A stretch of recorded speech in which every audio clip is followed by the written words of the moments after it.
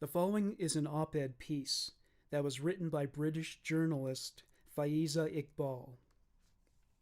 Sex rings, pedophilia, preying on white women. What is wrong with British Pakistani men? I am sick and tired of what the British Pakistani society has become. I really am. In recent news, it has been reported that the largest British gang of pedophiles preying on young, vulnerable white girls is of Pakistani descent. There is no need to sugarcoat the fact that we clearly have an issue with women in our society.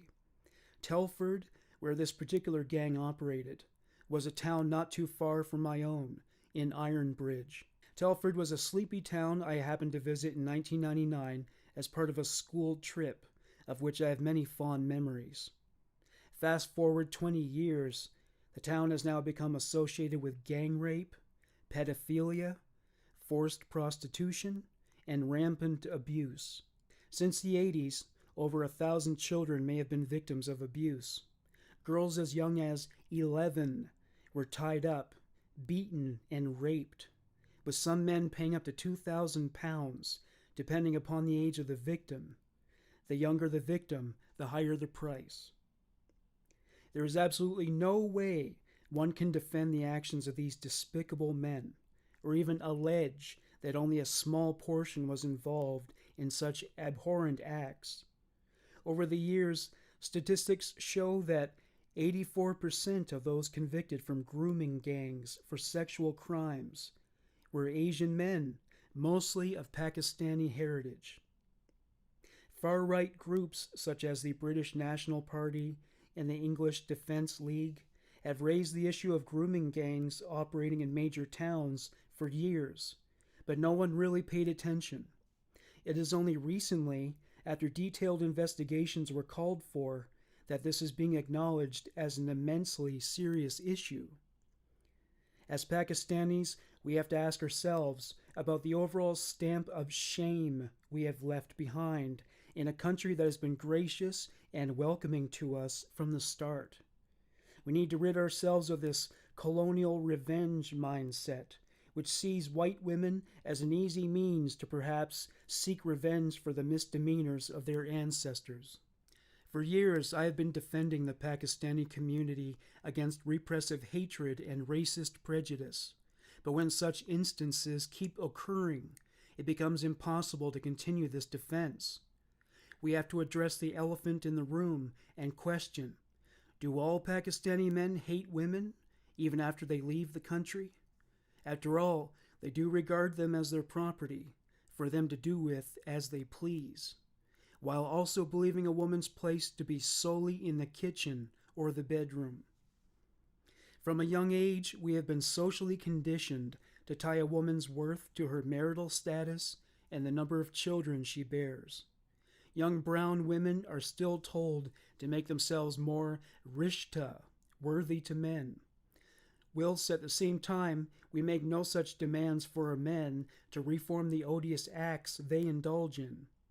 We tightly guard our women's virginity and basically require them to stay indoors before marriage, not wanting them to engage in anything that damages their hymen or get them blacklisted as promiscuous. All the while, our men are free to do whatever they want, be it legitimate or otherwise, without fear, denigration, or shameful retort. The reason those young, vulnerable white women were let down in this manner is because our men have repeatedly been allowed to get away with this kind of behavior. What seems to be the reason behind our men continually committing acts of such depravity? Perhaps it has something to do with the intense sexual frustration they experience whilst living in a conservative community in a hyper-sexualized country. While maintaining propriety and decorum in public, they end up leading disturbing lives in private. Since talking about sex is also a taboo in our communities, they ultimately end up resorting to clandestine, illegal, and inhumane ways to fulfill their sexual desires. We need to realize that whilst the desire to have sex or being sexual is nothing to be ashamed of, exploiting vulnerable young girls many of whom are from broken homes, is most definitely a shameful and heinous act no one should engage in. If sexual crimes are to be brought down, we need to start with honest and more open communication in our communities about sex. An investigation is now being demanded, and hopefully something good will come out of it. But this does not absolve the British Pakistani community from taking responsibility. We are not blameless. We need to start paying more attention to our boys and men and be more aware of the activities they engage in. On the other hand, we must also get rid of the archaic beliefs where we impose purity, virtue, and perfection on our women, while our men go out and ravage the world.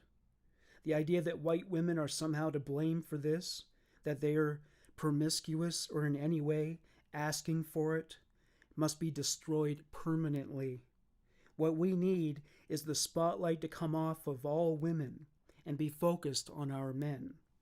Yes, rape and child abuse are issues emerging everywhere across the globe, but this issue pertains to a single community.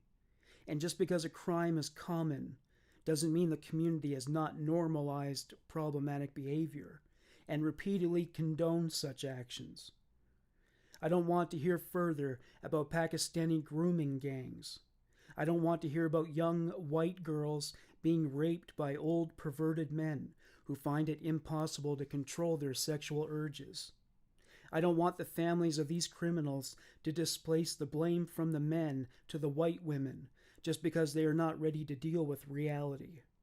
And more importantly, in these difficult times, I don't want our entire community, which largely consists of valued professionals, to be besmirched by the actions of these gangs. I don't want this to become the face that represents us. But, unfortunately, until we tackle the root of the problem, it seems like the entire community will have to face the wrath for the actions of a few. Thank you for listening to Human Monsters. Bye for now.